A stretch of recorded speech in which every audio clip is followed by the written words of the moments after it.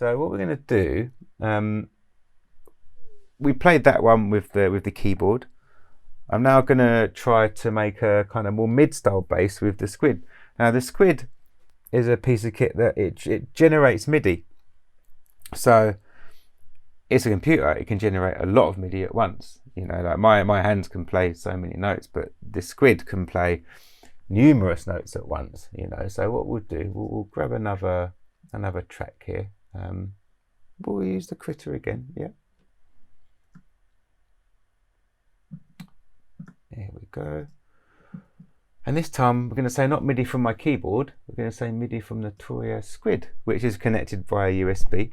I neglected to mention that I have a whole USB array as well as my Midi and audio connections.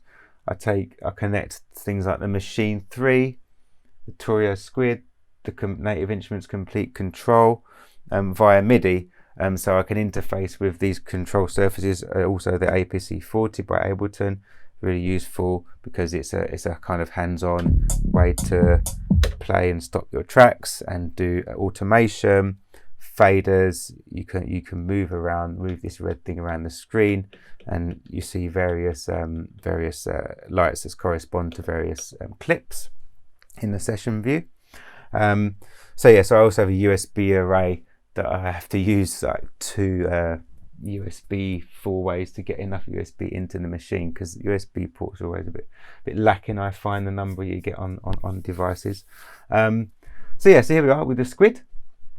We're going to send the Squid MIDI to the critter. I'm going to select a different patch though. Let's just solo that at first to see what it's going to do.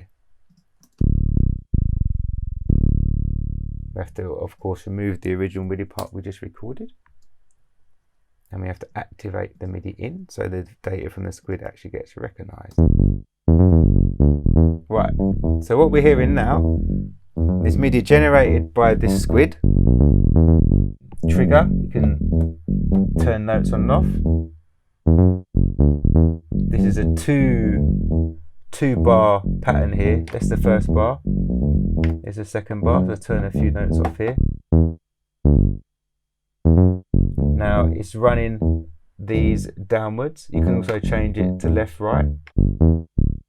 You can change it to this shape. There.